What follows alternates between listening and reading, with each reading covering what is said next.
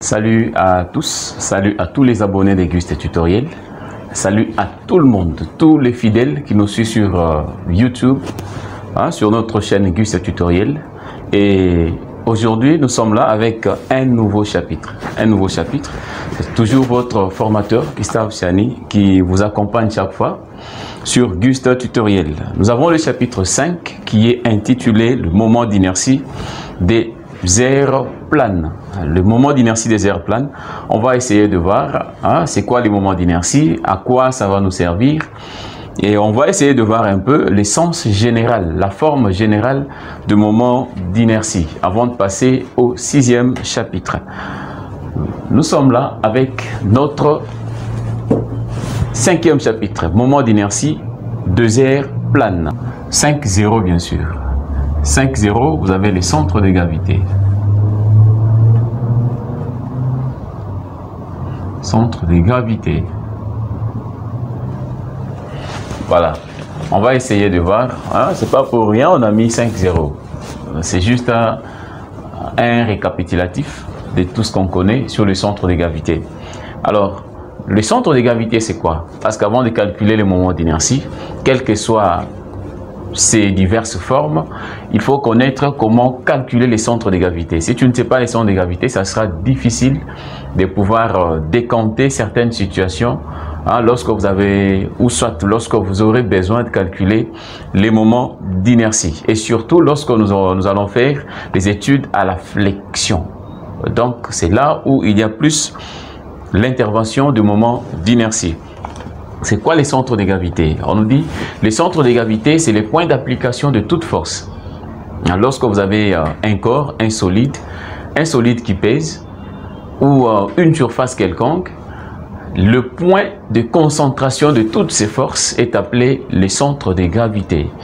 Donc vous avez par exemple, je vous donne par exemple, vous avez un rectangle comme ça. Ce rectangle a un centre de gravité. Les centres de gravité, c'est les centres que nous appelons les centres géométriques.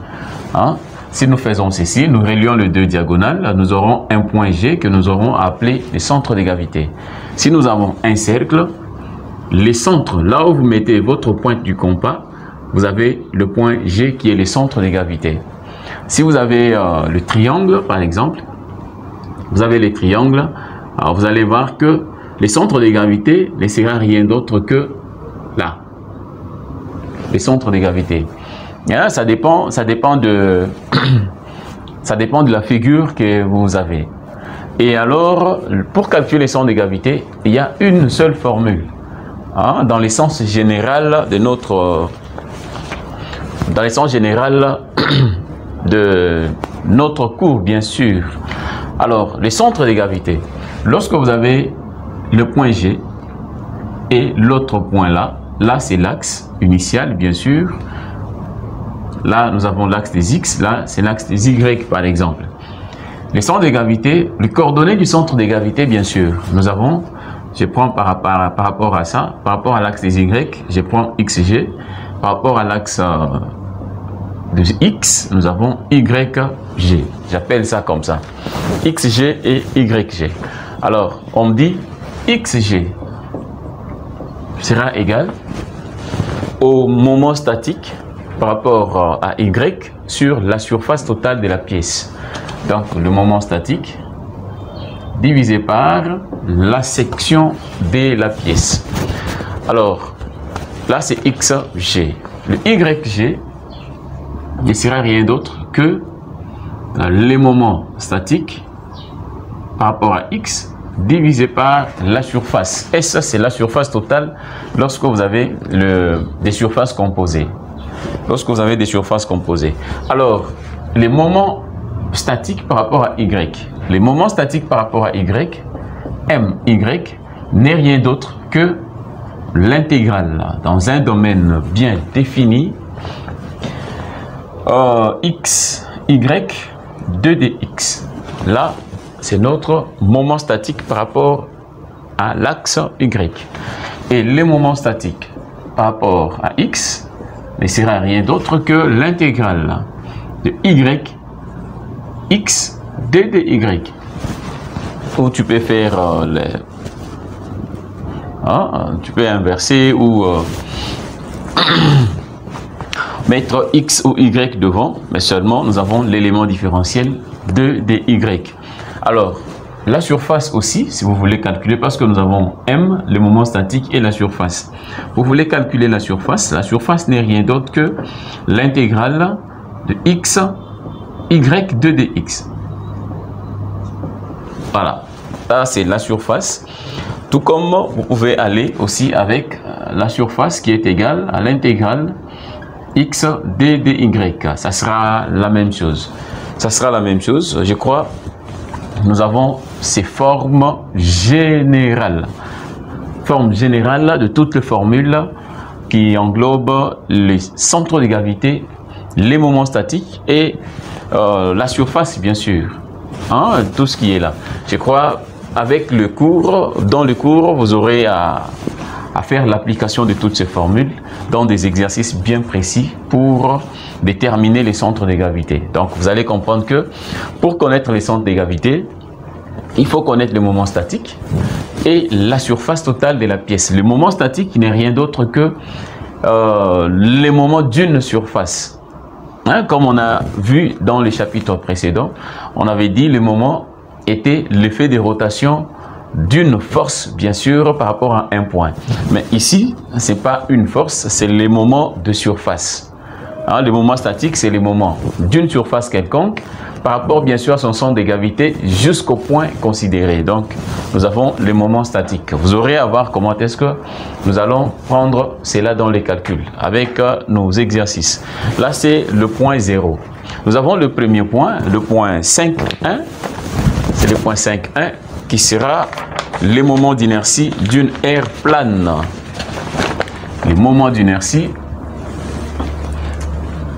5.1, moment d'inertie,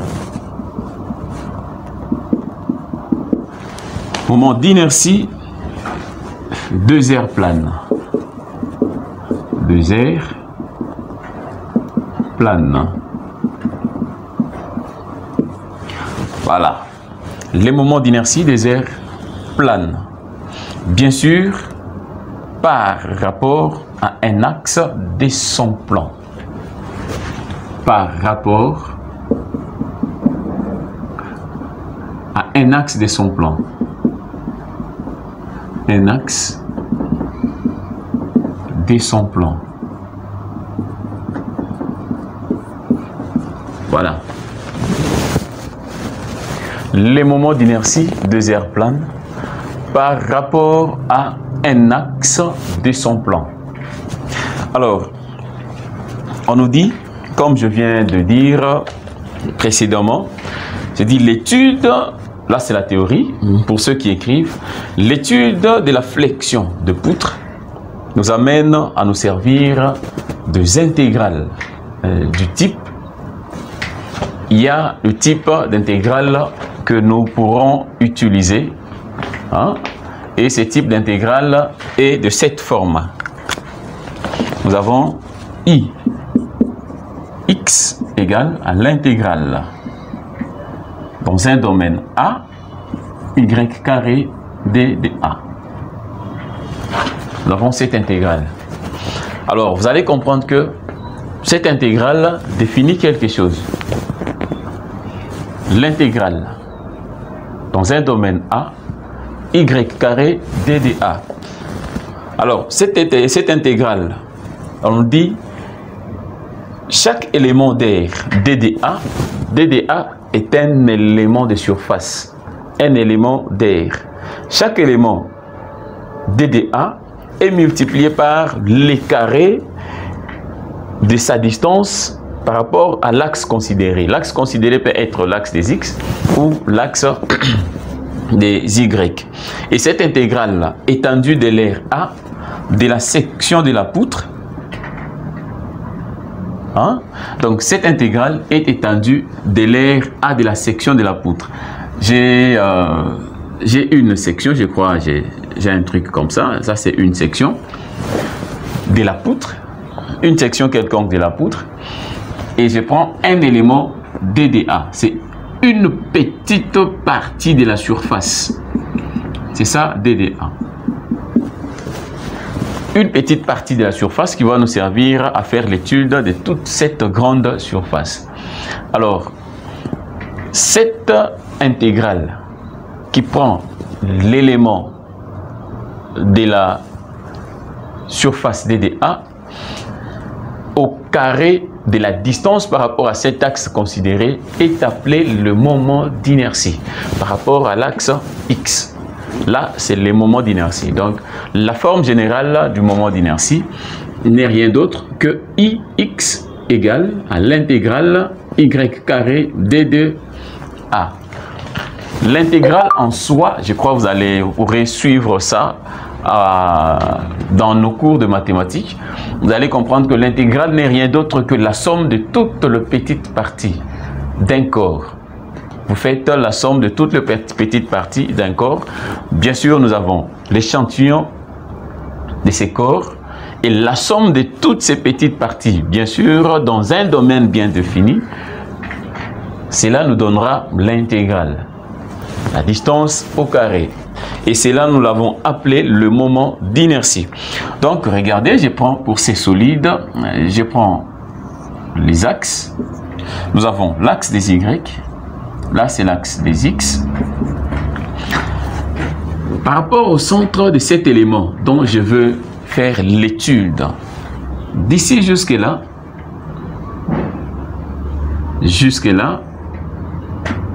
nous avons une distance que nous avons appelée R.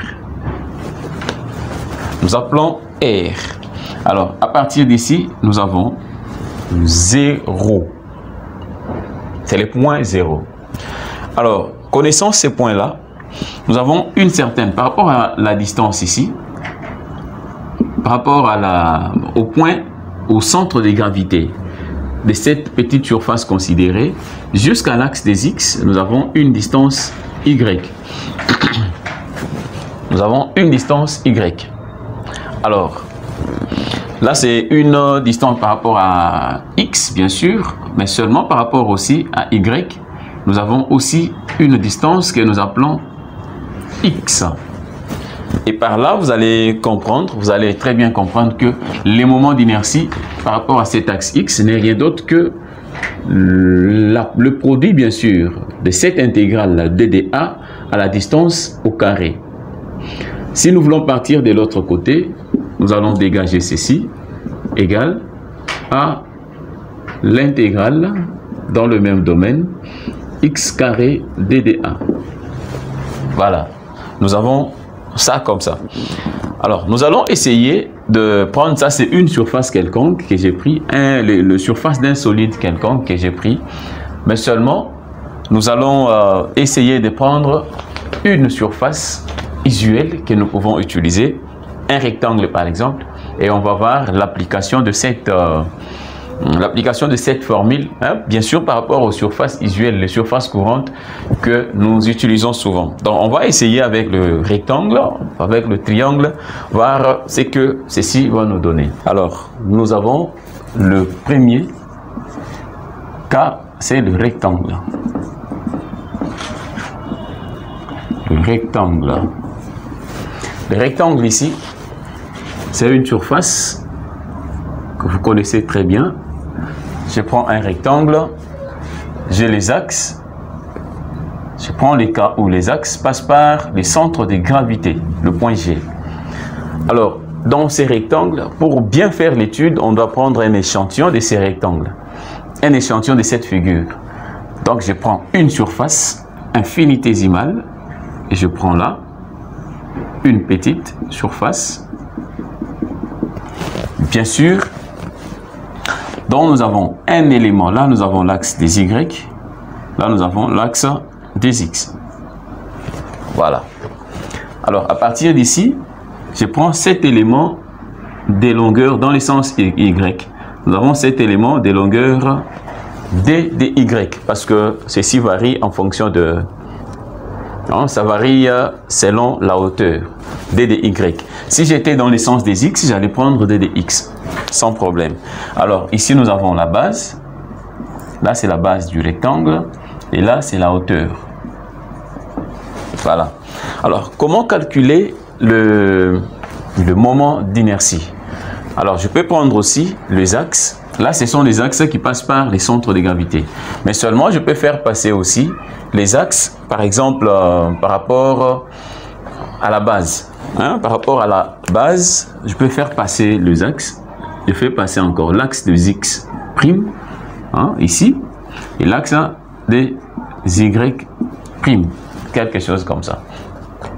Alors, comment calculer les moments d'inertie? Vous allez voir que les moments d'inertie, il faut calculer d'abord l'élément. Il faut calculer d'abord l'élément DDA. DDA, c'est cette petite surface d'étude, DDA. Il faut calculer DDA. Dans un cas,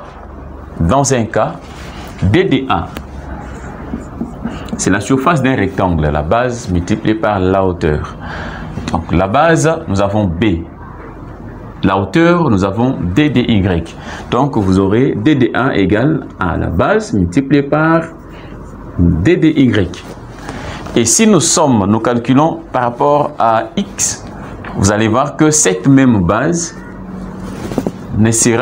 cette même surface DDA ne sera rien d'autre que ça sera la hauteur multipliée par DDX. Donc là, je crois vous comprenez très bien. Donc ça sera quelque chose de la hauteur multipliée par DDX. Si nous prenons cette petite surface dans le sens de la hauteur, donc nous aurons la hauteur entière multipliée par DDX. Mais pour notre cas ici, tel que je l'ai représenté, nous avons la base multipliée par DDY.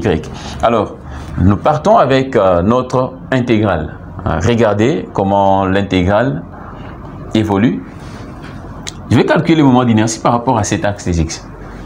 Par rapport à l'axe des X. Alors, cette intégrale, c'est le moment d'inertie. Par rapport à X, ne sera rien d'autre que l'intégrale qui sera bornée parce que je mets le point 0 ici, c'est le centre. Le centre de gravité, bien sûr, de la surface sera le point origine des axes. Si je prends le point origine des axes ici, ceci signifie que je peux prendre les moments d'inertie de cette partie ici, de cette surface qui est au-dessus, plus les moments d'inertie de cette surface qui est encore au-dessus. Ça sera un peu quelque chose comme ça. Donc je peux faire deux fois les moments d'inertie de ça, parce que ça et ça c'est symétrique. Donc je peux faire ça comme ça sans problème. Alors regardez comment je vais les faire. Comme il y a deux surfaces, comme j'ai deux surfaces ici, je vais faire deux fois les moments d'inertie de la surface qui est au-dessus. C'est la même surface. Nous avons le même matériau, même caractéristique de matériau, bien sûr, qui compose la même surface. Nous en avons deux. Nous avons deux surfaces. Et notre intégrale va quitter de 0 à une distance quelconque. Or, cette distance ne sera rien d'autre que h demi. Donc ici, nous avons h demi. Là aussi, nous avons h demi. Donc, il y a deux manières de le faire. Donc, vous pouvez prendre la surface entière. Vous faites borner votre intégrale de moins h demi à h demi. Donc, moins h demi à h demi. Là, vous n'allez pas considérer les deux. Ou soit, vous considérez cela de h de 0 à h demi, mais vous faites deux fois. Vous aurez le même résultat. Je crois que vous comprenez très bien ce que j'ai dit. Alors, je considère d'abord le 2. 2, un élément qui sera multiplié par 2. Et puis, je quitte de 0 à h demi. La formule, c'est y dda. Donc, y carré, bien sûr, dda. Nous avons ça. Or, dès le départ, dda n'est rien d'autre que b multiplié par ddy. Donc, j'aurai 2 fois intégrale. B, donc je fais y carré, b ddy. Donc ici, j'ai des 0 à h sur 2. Alors, à ce niveau ici, pour intégrer gy, l'élément différentiel, c'est ddy, je vais intégrer en fait y. Donc, ce qui sera 2 fois b, c'est y qui sera au cube sur 3 après intégration, mais comme borne, nous aurons des 0 à h sur 2. Alors, je crois, je peux remplacer maintenant ceci. Ix ne sera rien d'autre que 2b h cube, donc j'aurai h sur 2 au cube, divisé par 3. Alors, ici, j'aurai h cube, donc j'aurai 2b h cube divisé par 2 exposant 3, c'est 8. 8 multiplié par 3, j'aurai 24. Donc, j'ai 24 ici. Alors, le moment d'inertie en x ne sera rien d'autre que b h cube sur 12. Parce que 24 divisé par 2, j'aurai 12. Là, nous avons trouvé les moments d'inertie par rapport à l'axe des x. Mais je peux calculer aussi, faire la même chose pour trouver les moments d'inertie en y, qui sera aussi 2 fois intégrale des 0. Cette fois-ci, on sera à base divisée par 2, x carré d2a. Donc, on aura 2 intégrale 0b sur 2. L'élément dda, cette fois-ci, c'est h. Donc, j'aurai h, x carré d2x. Calculez ceci, vous aurez un moment d'inertie en y qui sera b cube h sur 12. Voilà, donc vous aurez ces 2 moments d'inertie. Donc vous allez comprendre que pour les rectangles, les moments d'inertie en x me donnent b h cube sur 12. Moment d'inertie en y me donne b cube h sur 12. Là, c'est pour notre rectangle.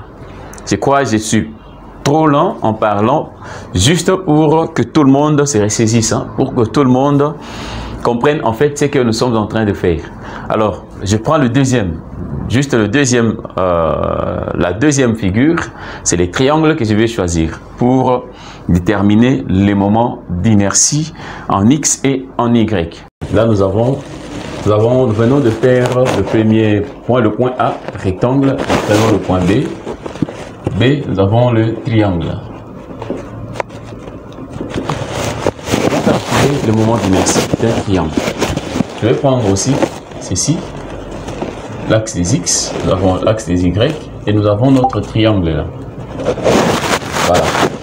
Sur ces triangles, là nous avons la base. Sur ces triangles, je pars dans ce sens ici. Je prends un petit élément qui est l'élément dda.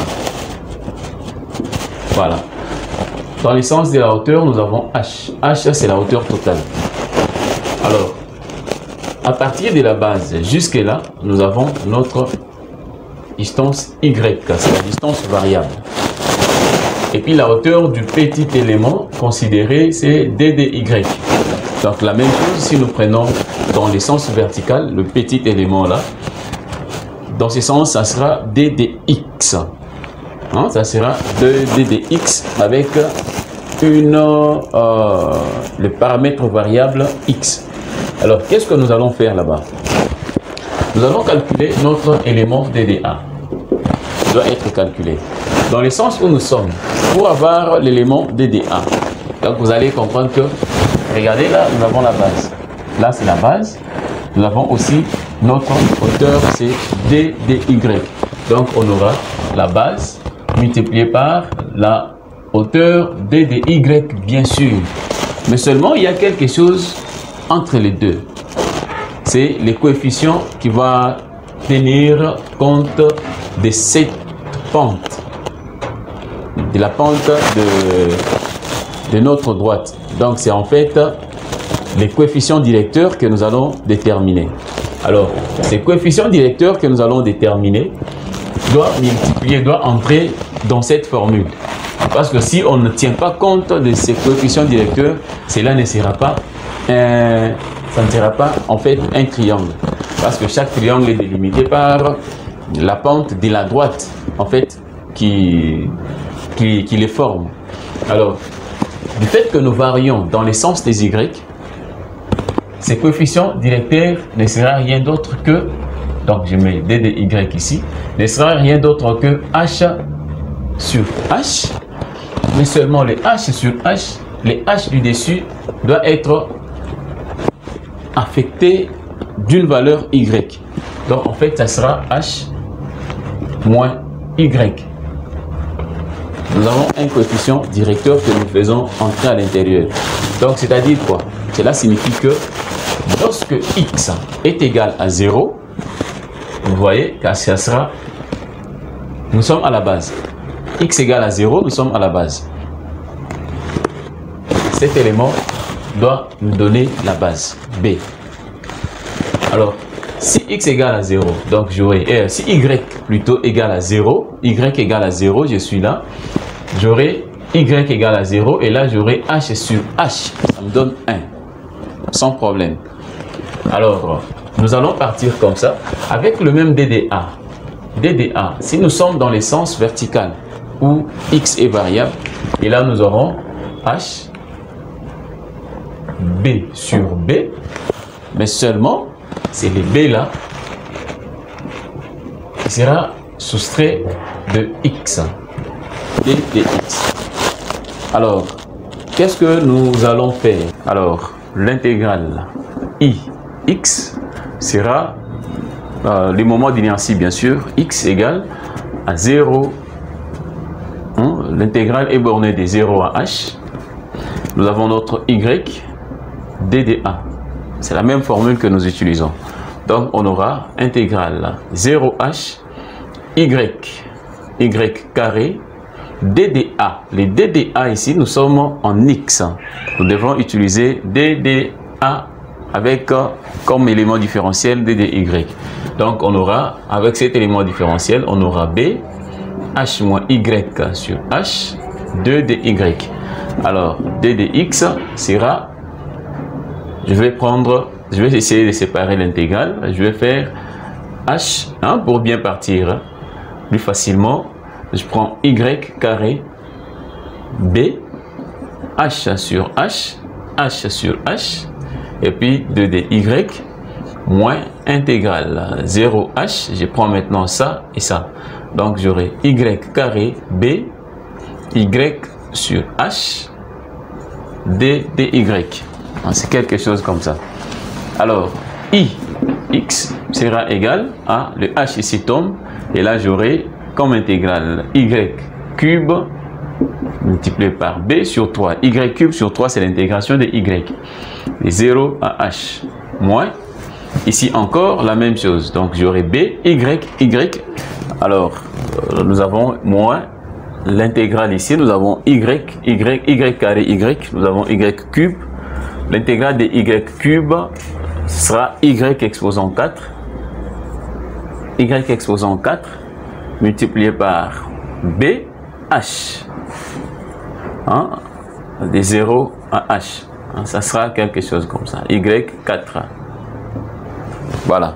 Alors, on peut développer, on peut aller y qui sera remplacé par h. J'aurai h cube b sur 3 moins h4 b sur h. Alors, le h ici peut tomber avec un h au-dessus là. Ici, ça sera l'intégration. L'intégration va donner y exposant 4 sur 4. Après intégration sur 4. Et j'aurai 4 là-bas. Alors, vous allez voir que je peux développer. J'aurai 12 comme dénominateur commun. 4 qui passe là. 4 moins 3 qui va passer de l'autre côté. H cube B. Et Ix sera égal à B H cube sur 12. Là, nous avons notre moment d'inertie du triangle par rapport à l'axe des X. Donc, c'est comme ça qu'il faut déterminer le moment d'inertie. Vous avez besoin de faire aussi la même chose dans les sens des Y.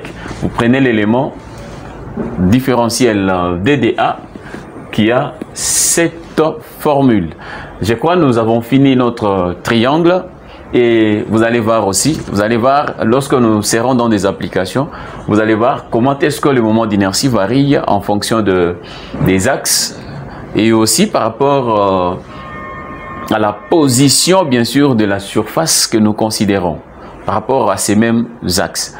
Alors, en dehors de ça, nous avons fini le triangle, nous pouvons aller, là on avait les moments d'inertie, c'était le point 5, 1.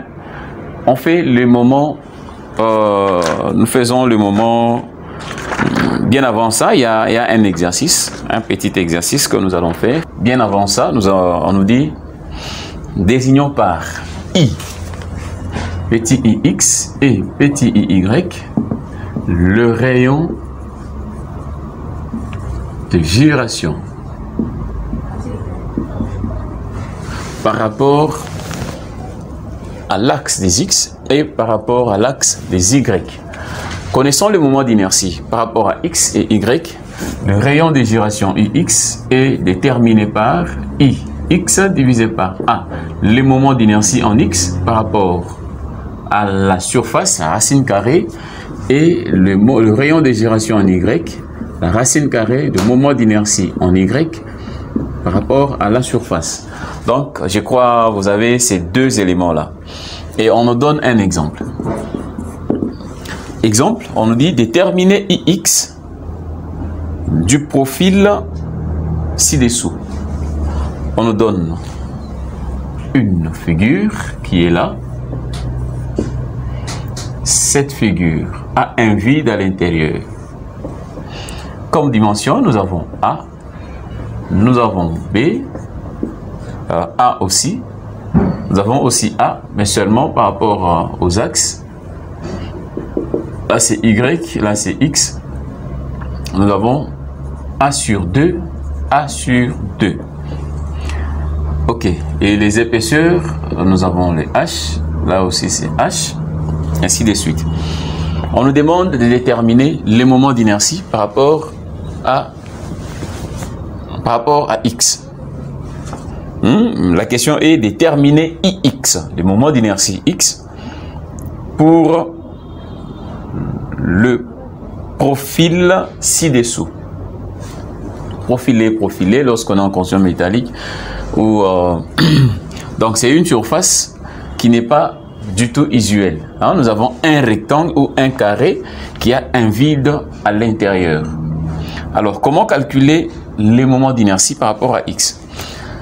Le moment d'inertie pour un rectangle, bien qu'on a très bien, on l'a démontré tout à l'heure, que le moment d'inertie en X, on peut utiliser la formule, ne sera rien d'autre que la base à la hauteur divisée par 12. X passe par les centres de gravité. Passe par les centres de gravité. Alors regardez que la formule qu'on avait trouvée, du fait que la base est A, et la hauteur A aussi. Pour les carrés, vous allez voir que A, on aura A cube sur 12. Donc, ce qui fait A exposant 4 sur 12. Mais seulement, nous avons un rectangle. La surface, bien sûr, s'il faut considérer la surface pleine et le vide qui est à l'intérieur, nous aurons un carré extérieur et un carré intérieur qu'il faut enlever. Donc, en fait, la surface est là à considérer avec notre épaisseur H. Alors le moment d'inertie dans notre cas tel que c'est demandé, le moment d'inertie en X sera les carrés extérieurs. Le moment d'inertie du carré extérieur A exposant 12 moins le moment d'inertie du carré intérieur. Donc ça sera A. Donc c'est A moins 2H, c'est ça la base. A moins 2H, c'est ça aussi la hauteur. Donc j'aurai A moins 2H exposant 4 divisé par 12. Je crois nous avons ceci et on peut aller encore égal parce que nous avons le même dénominateur. On aura A exposant 4 moins A moins 2H exposant 4 sur 12. Donc là, nous avons déterminé notre moment d'inertie par rapport à l'axe des X, tel que la figure a été donnée. Alors, en dehors de ça, nous avons le point 2. Nous faisons le point 2. Le point 2, là, nous avons le point 2, le moment d'inertie polaire d'une aire plane. Aire plane. Comment calculer les moments d'inertie polaire? Alors, pour ça, je prends un cercle. Je vais faire l'application sur un cercle. Alors, nous avons le cercle qui est là. Et je prends le petit élément, le plus petit possible. Comme mon échantillon, bien sûr, c'est cet élément ici que je vais prendre. Voilà. Et j'ai les centres O et les axes sont là. Là, nous avons l'axe des X, nous avons l'axe des Y. Alors, l'épaisseur de ce petit élément, c'est DDR. Alors, nous avons le rayon ici. Là, c'est le rayon R. Alors, le moment d'inertie polaire, IP, ne sera rien d'autre que l'intégrale dans le domaine A, R carré DD A. Voilà. Alors, il faut comprendre que R est le rayon polaire. Donc, je prends par exemple le système d'axe qui est là. Et là, nous avons un rayon polaire R. Et aussi, si nous faisons la projection en X, nous avons X. En Y, nous avons Y. Et vous restez sans ignorer que le R sera la racine carrée de X carré plus Y carré. Et si j'élève le R carré, la racine disparaît. Donc, je n'aurai pas ça. En fait, c'est comme ça. Le rayon polaire. Alors, si je remplace le rayon polaire par cette formulation, nous aurons l'intégrale A X carré plus Y carré DDA. Alors, vous aurez ici le moment d'inertie polaire qui sera l'intégrale X carré DDA plus l'intégrale dans le domaine A, Y carré DDA. Et vous allez très bien comprendre que l'intégrale X carré DDA n'est rien d'autre que IX. Là, vous avez IX et là, vous avez IY. Donc, le moment d'inertie polaire est la somme de moments d'inertie dans les deux axes. Moment d'inertie polaire égale à IX plus IY. Voilà, nous avons ça. Et nous pouvons aller encore, on peut développer maintenant notre intégrale ici. Vous venez là. Alors, nous aurons maintenant I, le moment d'inertie polaire qui est l'intégrale R carré DDA. Et ceci, le DDA, si vous regardez le DDA, il faut comprendre, il faut voir très bien comment est-ce que nous prenons DDA. DDA, je prends d'abord la surface. La surface A égale 2pi, ça c'est la surface d'un cercle. 2pi multiplié par R multiplié par R. Donc c'est 2pi rayon carré. Ça c'est la surface d'un cercle. Alors du fait que nous travaillons sur un petit élément, c'est l'élément DDA. Ce qui fera que l'élément DDA, si nous mettons l'élément différentiel DDA, automatiquement un R devient DDR. Donc, un R devient DDR. C'est comme ça. Alors, DDA aura cette formule-là. Alors, on peut aller maintenant avec IP égale à l'intégrale dans le domaine A, R carré, DDA, c'est 2pi, R DDR. Donc, j'aurai 2pi intégrale A, R cube D de R. Et ceci me donne le domaine ici. Le domaine ici, on va remplacer. Ici, j'aurai 2pi R4 sur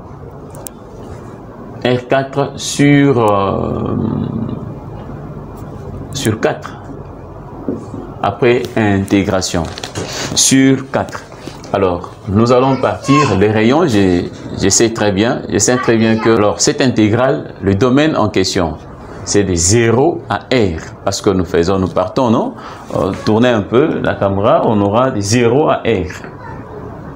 Les 0 à R. Donc, de 0 à R. R, c'est le diamètre divisé par 2. Si je veux travailler en fonction du diamètre. Donc, j'aurai le moment d'inertie polaire ne sera rien d'autre que 2pi, le diamètre, sur 2 exposant 4 sur 4. Et ici, j'aurai 4 sur 2. J'aurai 2.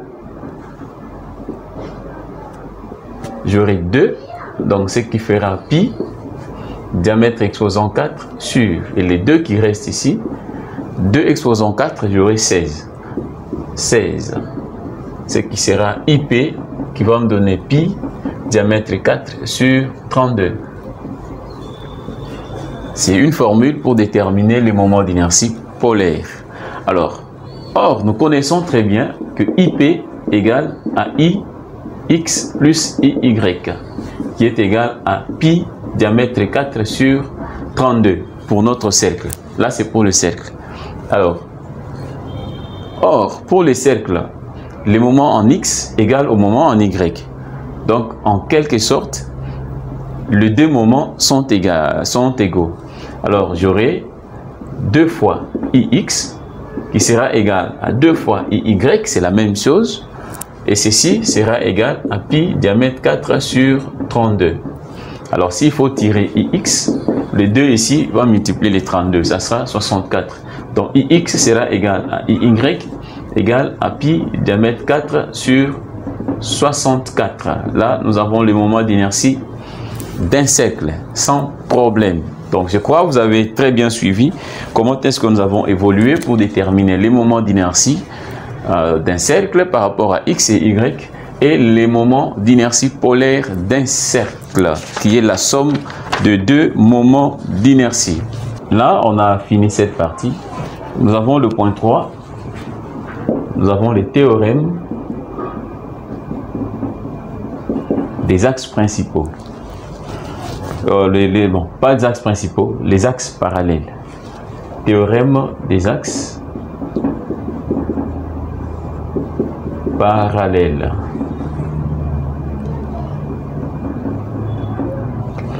Ou théorème d'Huygens.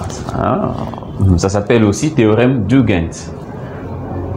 Théorème d'Huygens. Voilà, que dit ce théorème? On nous dit, si on connaît